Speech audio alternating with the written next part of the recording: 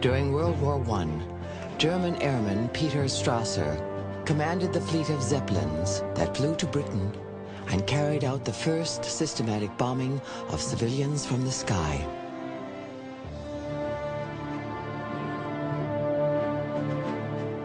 We who strike the enemy where his heart beats have been slandered as baby killers and murderers of women.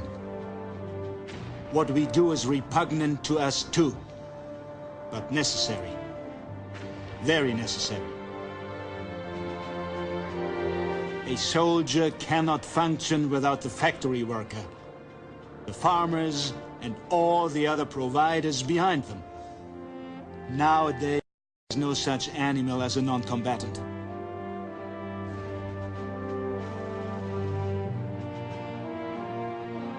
Peter Strasser would not live to see the end of the war.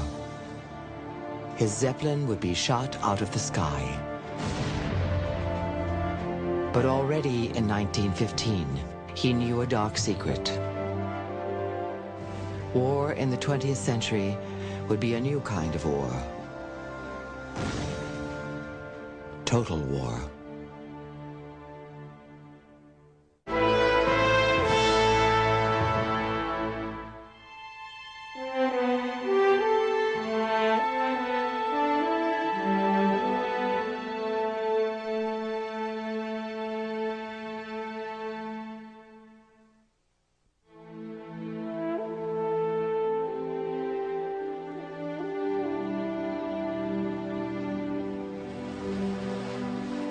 Early on April 25th, 1915, British, French, Australian, and New Zealand troops began landing on the Turkish peninsula of Gallipoli.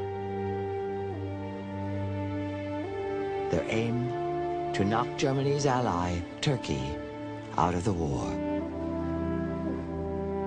Opposing them, on cliffs overlooking the shore, was a smaller Turkish force. From his battleship, the Allied commander, Sir Ian Hamilton, watched the spectacle unfold.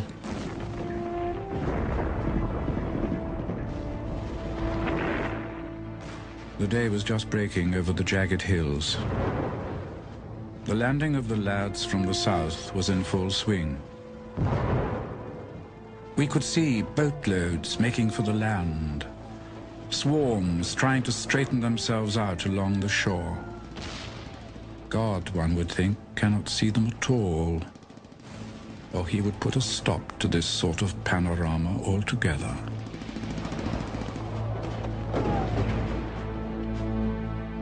The peninsula chosen for the assault guarded the entrance to the Dardanelles Straits.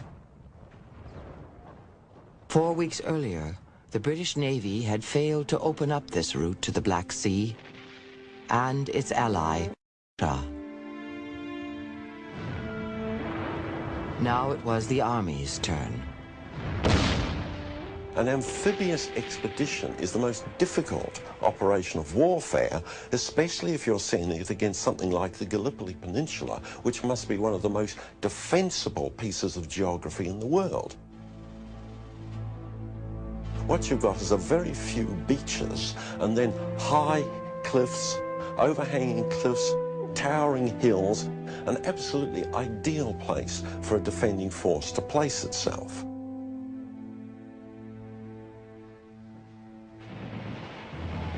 By mid-afternoon on the first day, 8,000 Allied soldiers were ashore.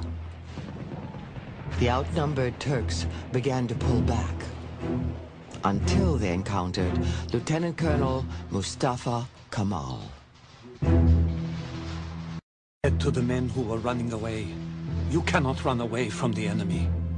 We have no ammunition," they said. "If you haven't got ammunition, you have your bayonets." And shouting to the men, I made them fix their bayonets and lie down on the ground. I said, "I don't order you to attack. I order you to die."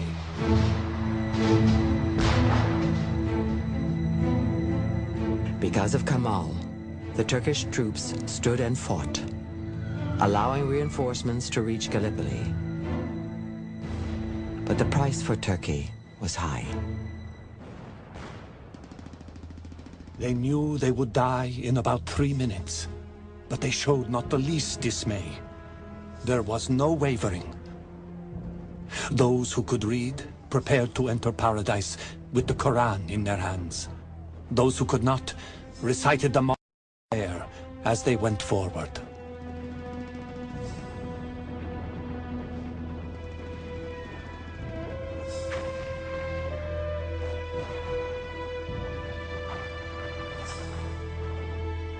From his ship, Hamilton could do nothing but order his men to hold the narrow beaches they occupied.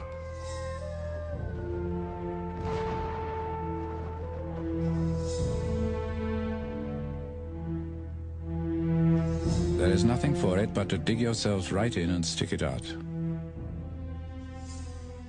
You have got through the difficult business. Now you have only to dig, dig, dig, until you are safe.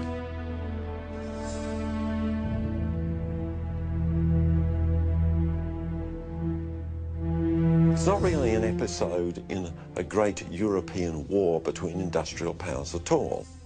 It's the old British imperial tradition, and once it started not working, people decided, but good heavens, British prestige is at stake, that the whole Muslim world will feel that we have been humiliated.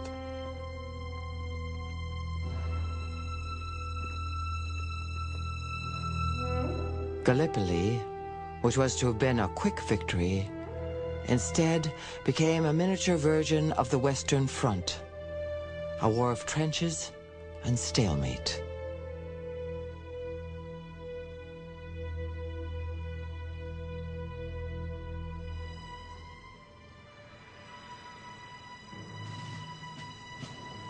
As we approach the shore,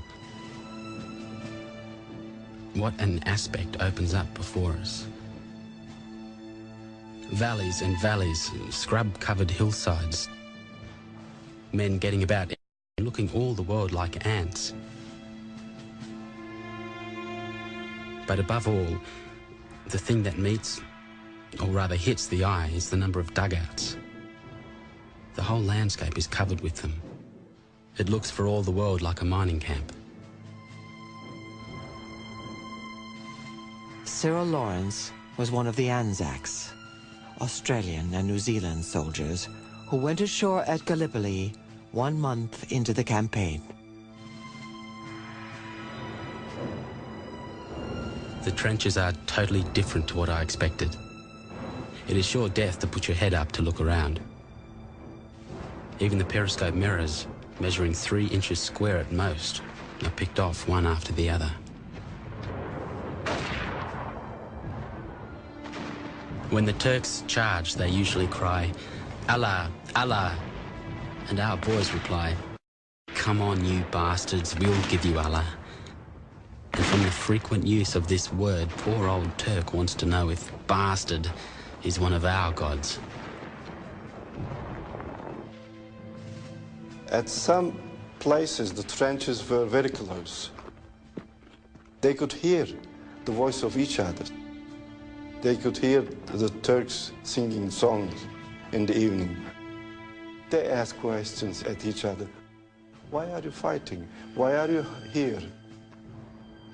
It's very interesting. I mean, can you imagine a war during the 8.5 months? They were fighting. Thousands of soldiers were killed on both sides, and still they were not hating each other. The Turks were fighting for their homeland and for their faith. One soldier was Hassan Tem, a teacher and law student before the war.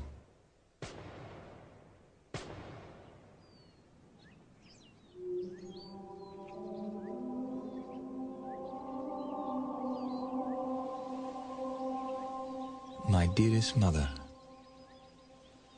I can see a line of soldiers washing their clothes in the stream near the emerald green hillside. One soldier with a beautiful voice is saying prayers. I opened my hands, looked up at the heavens and said, God of Turks, master of the birds, the sheep, the leaves, the mountains. God, all this soldier wants is to keep this land from the British and the French. Grant me this. Please, make the bayonets of these soldiers sharp and destroy our enemies. By summer, Hamilton realized that he lacked the forces to take the high ground. A badly planned campaign and a badly equipped army had nowhere to go. The War Office urged me to throw my brave troops yet once more against the machine guns in redoubts. To do it on the cheap. To do it without asking for the shells that give the attack a sporting chance. People slur over my appeal for the shells and yet continue to urge us on as if we were hanging back.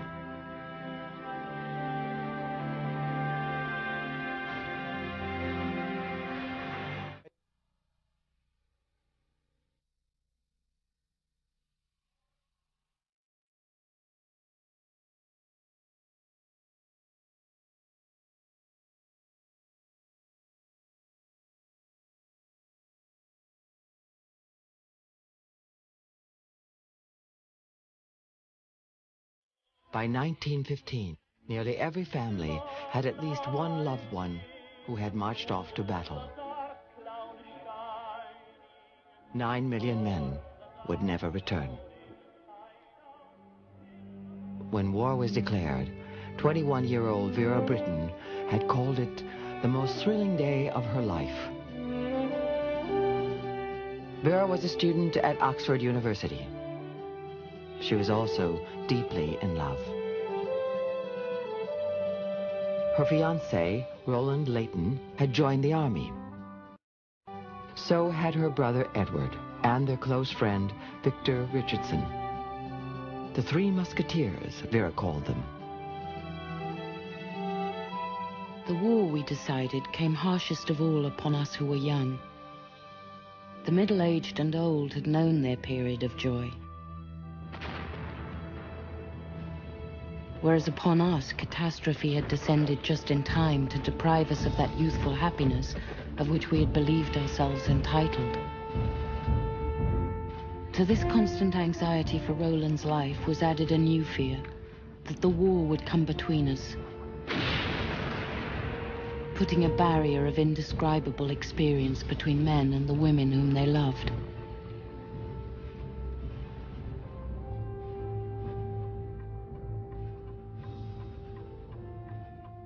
Worse than saying goodbye for Vera was staying passively home outside London, wondering and worrying, as each day brought the possibility of dreaded news about Roland.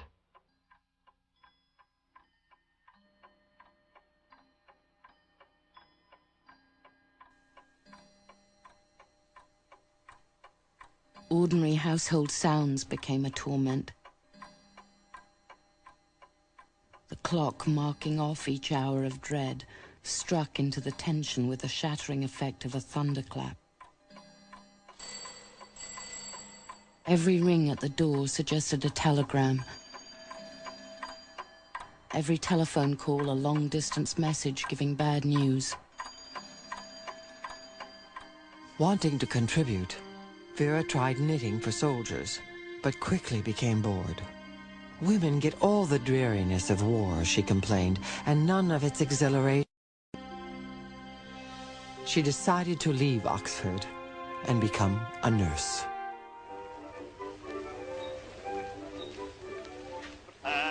In a surgical ward, I had told Roland, the nurses hardly occupy the silent-footed gliding role which they always do in storybooks. The mixture of gramophones and people shouting or groaning after an operation relieves you of the necessity of being quiet. They were blaring blatant gramophones. though the men found them consoling, perhaps because they subdued more sinister noises. They seemed to me to add a strident grotesqueness to the cold, dark evenings of hurry and pain.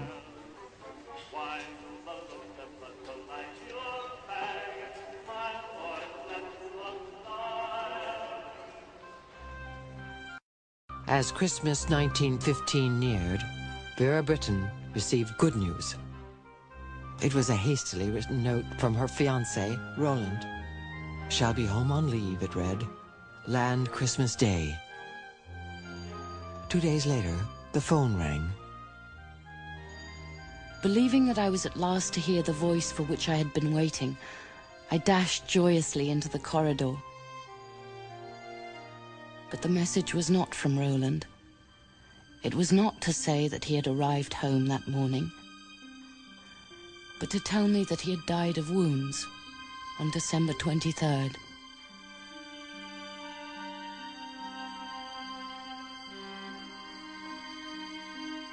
Roland, I reflected bitterly, was now part of the corrupt clay into which war had transformed the fertile soil of France. He would never again know the smell of an evening in early spring. It was a bitter, grey afternoon. I wondered however I was going to get through the weary remainder of life. I was only at the beginning of my 20s. I might have another 40, perhaps even 50 years to live.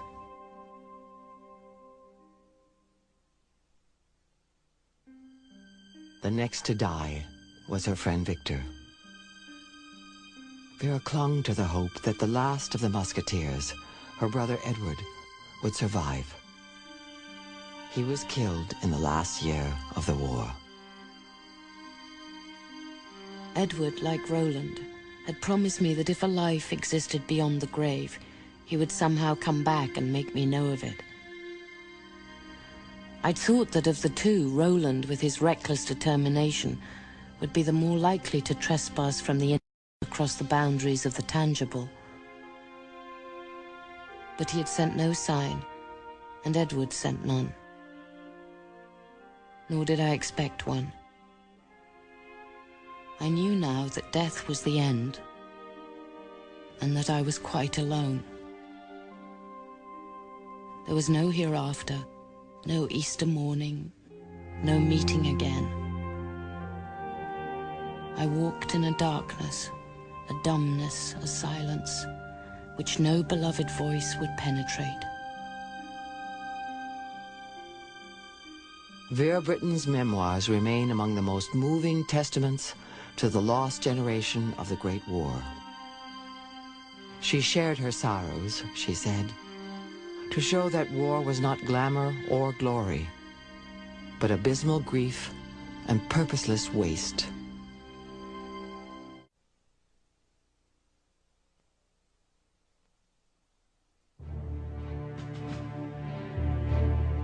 The manpower of Europe was not enough to satisfy the appetite of the war. It also required drafts from the empires of Britain and France. Millions answered the call of imperial loyalty.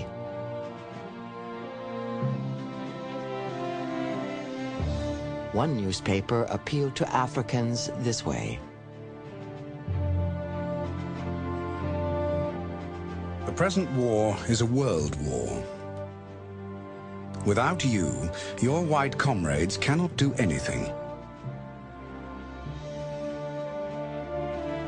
Everyone who loves his country and respects the British government, join this war without hesitation.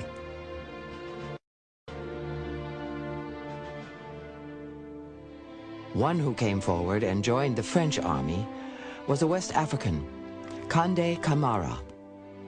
He told his story in later years. He was the son of a village chief who volunteered to prove himself a warrior. It was a decision that upset his father, who saw no reason to die for white men.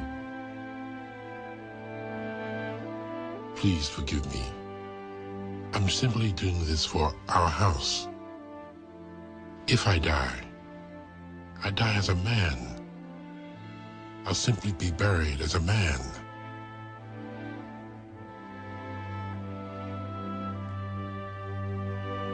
Tens of thousands of Africans were shipped off to Europe. Some served as laborers, others as soldiers.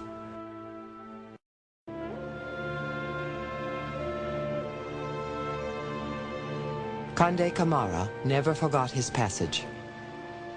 Confined in the lower decks of a transport ship, his 6-day voyage quickly turned from adventure to nightmare.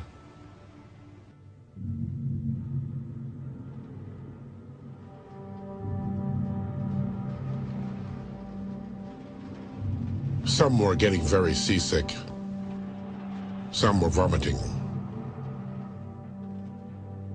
The smell of the ship, the oil, the gut was too unbearable.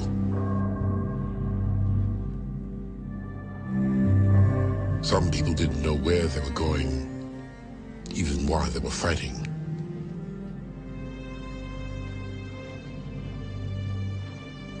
A lot of people spread the rumor that we would never come, that we were going to be sold as slaves.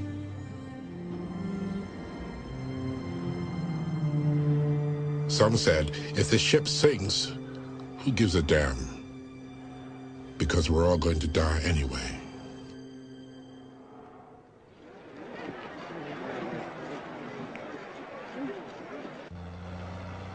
After arriving in France, Camara's unit began training.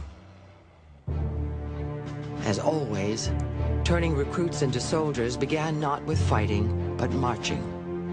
What Camara called parades.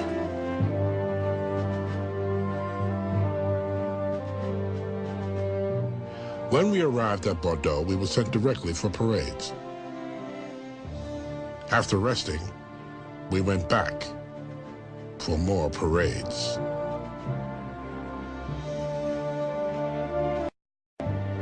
There were all kinds of nationalities. There were Fulas, Karanko, Yolunkas, Bambaros, Sunufis, Kese, Toms, Becerra, and a lot more.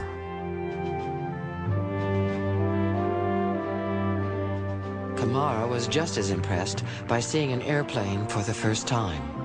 What he called a steamship that flies in the air. But at the front, Camara was puzzled by orders to dig what he called gutters, where soldiers hid for weeks. The fighting, which went on both day and night, seemed a strange way of waging battle.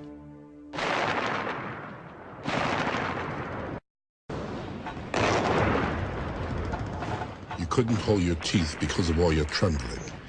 Because during those days, everything was going boom. It was terrible and hard.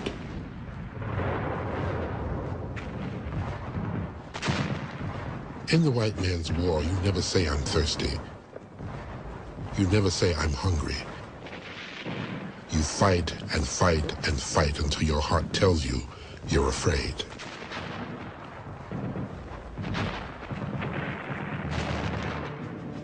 Precise casualty numbers for Africans do not exist. As many as 250,000 men were killed, wounded, or missing.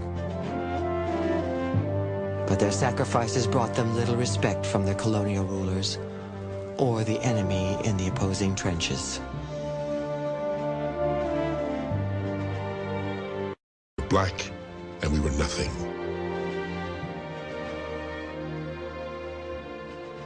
Because of the color of our skins, the Germans called us boots. This hurt every black man because they actually underestimated us, disgraced and dishonored us.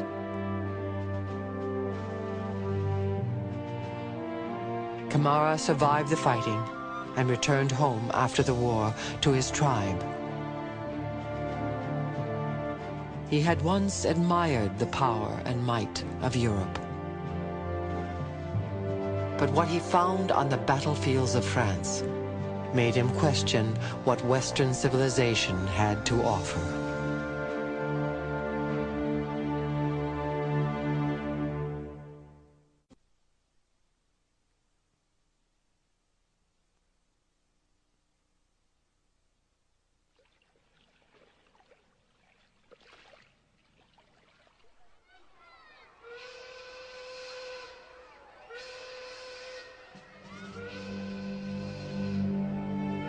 The guns out there are roaring fast.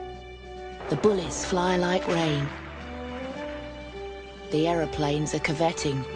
They go and come again. The bombs talk loud. The mines crash out. No trench their might withstands. Who helped them all to do their job? The girls with yellow hands.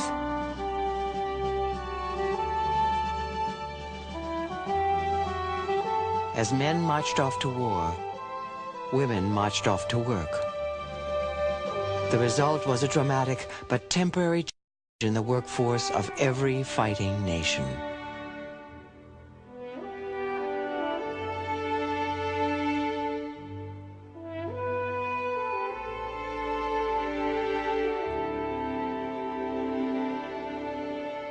But of all the professions women entered, none was more important than shell making.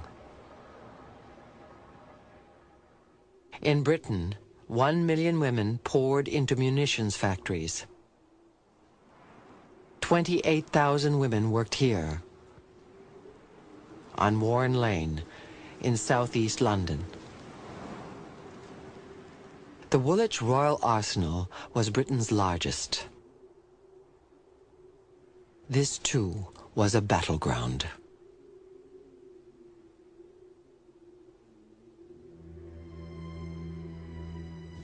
The first time you go around, you think, what an interesting place.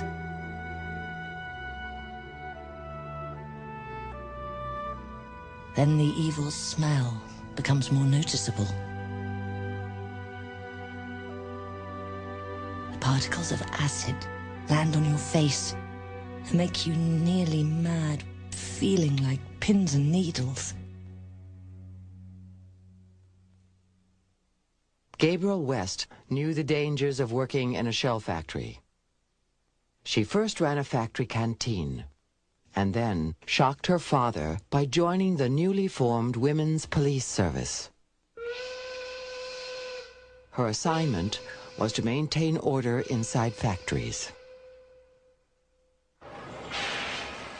The fumes often mean 16 or 18 casualties a night. You're blind and speechless by the time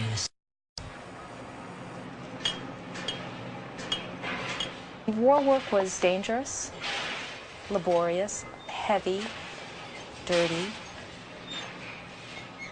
Women were, blown up in powder factories, in accidents with TNT, and there were several hundred deaths in both France and Britain.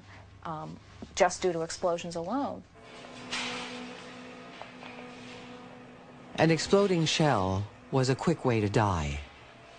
But there was a slower way. TNT poisoning. The first signs were like a common cold. Nasal stuffiness, headaches, and coughs. But continued exposure caused symptoms far from ordinary, as a young worker named Caroline Webb was to discover.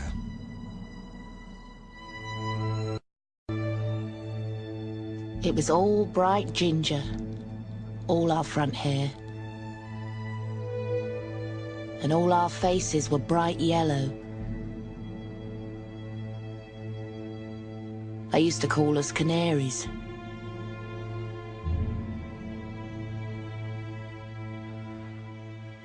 This doctor, he was looking at us girls one day and he'd say, half you girls will never have babies.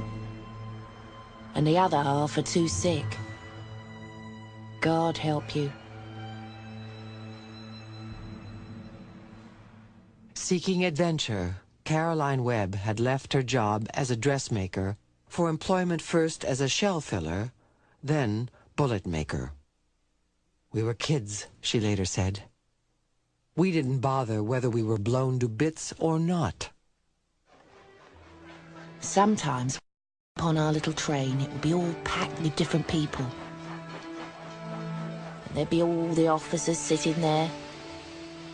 Some of them used to look at us as if we were insects. And others used to mutter, "Well, they're doing their bit." We said, "Well, we don't mind dying for our country."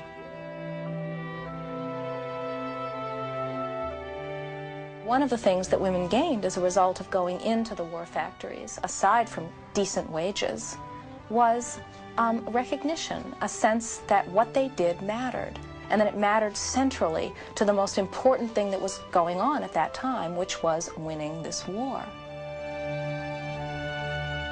Winning the war required mountains of shells and bullets made by women.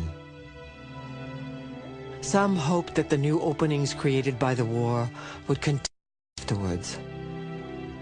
But when the war ended, so did most opportunities for the girls with yellow hands.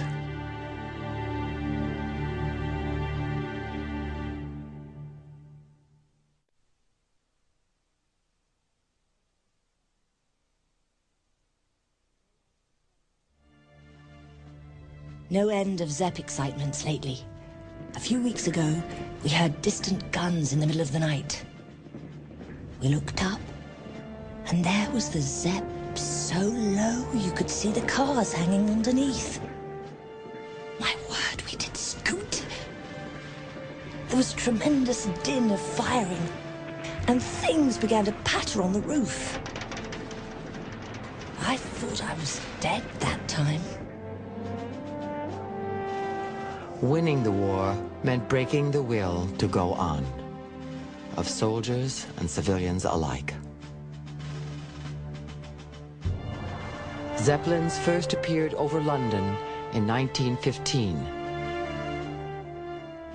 A favorite target, Gabriel West recorded in her diary, was Woolwich.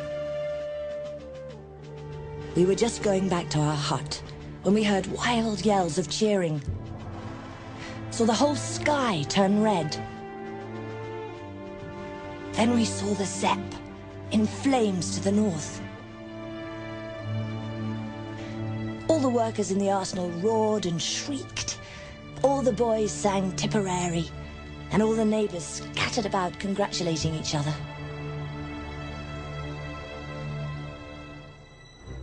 As the first Zeppelins bombed London, the rules of engagement were also changing on the battlefield.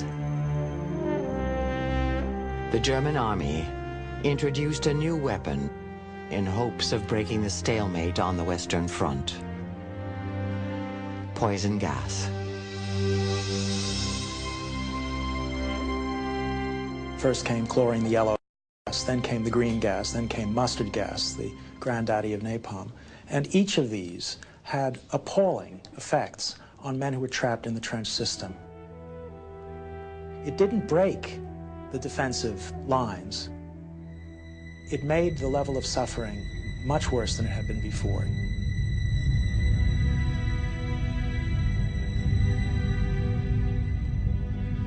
The British soldier and poet Wilfred Owen witnessed one man's death from gas poisoning.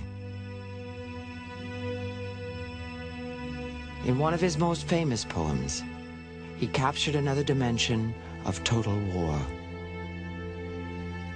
Gas. Gas! Quick, boys. An ecstasy of fumbling, fitting the clumsy helmets just in time. But someone still was yelling out and stumbling and floundering like a man in fire or lime. Dim through the misty panes and thick green light as under a green sea, I saw him drowning.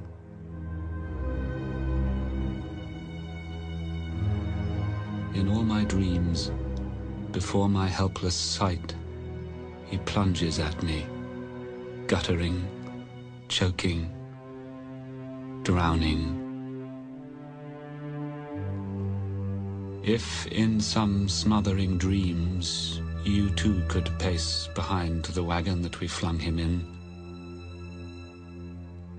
and watch the white eyes writhing in his face, his hanging face like a devil's sick of sin. If you could hear at every jolt the blood come gargling from the froth-corrupted lungs, obscene as cancer, bitter as the cud of vile, incurable sore innocent tongues, my friend, you would not tell with such high zest to children ardent for some desperate glory the old lie, dulce et decorum est, pro patria mori.